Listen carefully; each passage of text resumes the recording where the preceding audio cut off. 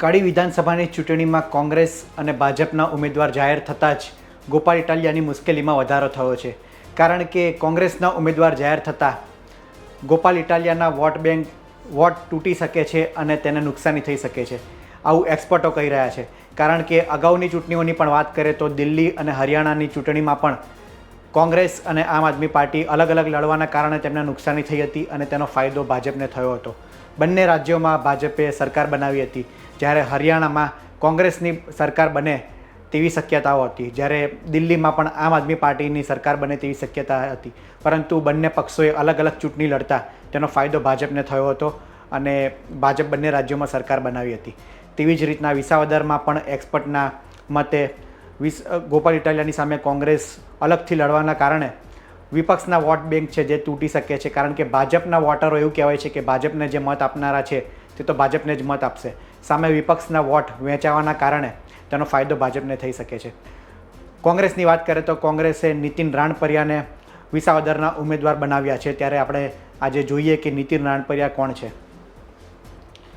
તો આ નીતિન રાણપરિયા છે. નીતિન રાણપરિયા તે 25 વર્ષથી કોંગ્રેસના સંનિષ્ઠ કાર્યકર છે.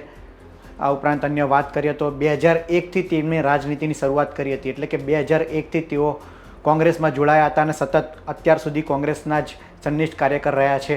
2002થી 2009 સુધી તેઓ ભેંસણના યુવક કોંગ્રેસના પ્રમુખ રહ્યા હતા, એટલે કે ભેંસણથી તેમણે રાજનીતિની શરૂઆત કરી હતી.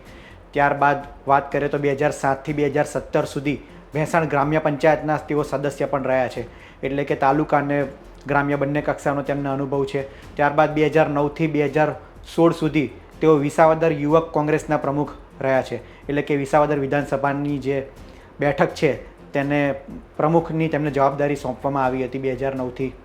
2015થી 2020 સુધી તેઓ જૂનાગઢ જિલ્લા પંચાયતના સભ્ય રહ્યા છે, એટલે કે જિલ્લા લેવલે તેમને જવાબદારી સોંપવામાં આવી હતી 2015થી 2020 સુધીમાં.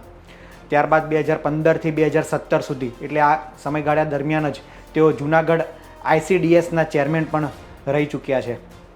આ ઉપરાંત વાત કરીએ તો આ સાથે સાથે જ તેમણે 2016થી 2022 સુધી ભેંસણ તાલુકા કોંગ્રેસના તેઓ ઉપપ્રમુખ પણ રહી ચૂક્યા છે.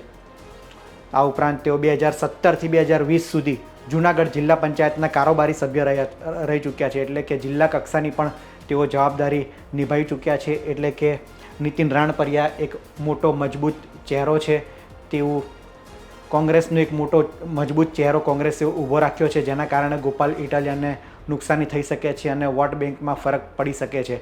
તો બીજી તરફ ભાજપના ઉમેદવાર જે છે તે ભાજપે પણ કિરીટ પટેલને મજબૂત ઉમેદવાર જાહેર કર્યા છે. તેથી કોંગ્રેસે સામે પક્ષે ઉમેદવાર જાહેર કરતાં ગોપાલ ઇટાલિયાની વોટ બેંકમાં ચોક્કસ નુકસાન થાય તેવું લાગી રહ્યું છે.